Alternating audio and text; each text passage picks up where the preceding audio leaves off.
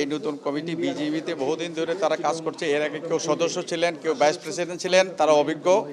আমি বিশ্বাস করি এই সময়টা, এই দুঃসময়টা পার করার জন্য বিজিবির এই কমিটি ভালোভাবে কাজ করবে। আমি সবাইকে নিয়ে কাজ করব। আমরা সাবেক প্রেসিডেন্ট যারা আছি তারা সবাই মিলে এই কমিটিকে সাপোর্ট দিয়ে এই শিল্পকে ধরে রাখার জন্য আমরা সবাই কাজ করছি। কারণ এই আরএনজিটা হচ্ছে বাংলাদেশের ইকোনমির লাইফলাইন। এই লাইফলাইনটাকে কোনোভাবে ডিস্টার্ব করা যাবে না। এই ফ্যাক্টরিগুলিকে সচল রাখার জন্য আমাদের সব ঐক্যবদ্ধভাবে সব মালিকরা, আমরা এক্স প্রেসিডেন্টরা সবাই মিলে কাজ করছি এবং কাজ করে যাব। এখন এর মধ্যে হয়তো একটু ভিন্নতা থাকতে পারে, ভিন্নমত থাকতে পারে। ভিন্নমত থাকলেও এই ব্যবসার ব্যাপারে তো কোনো ভিন্নমত থাকার কথা নয়।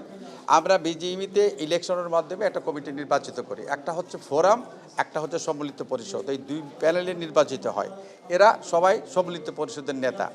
সেই হিসাবে সম্মিলিত পরিষদ এই নেতৃবৃন্দ আজকে বিজেপিকে নেতৃত্ব দিচ্ছে।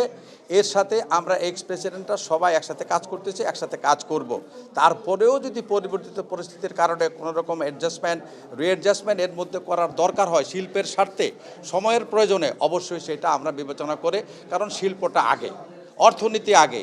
এই সরকার যদি ফেল করে, এই সরকার ফেল করলে আমরা কোনো সরকার তো ইমিডিয়েট একটা পাবো না, একটা নির্বাচন ছাড়া। সুতরাং ওই সময় পর্যন্ত এই সরকারকে, এই অর্থনীতিকে সচল রাখার জন্য যা করা দরকার, যেখানে আমাদের কম্প্রোমাইজ করা দরকার, যেখানে অ্যাডজাস্টমেন্ট দরকার, সবটুকুই আমরা করব। এটা আমাদের কমিটমেন্ট।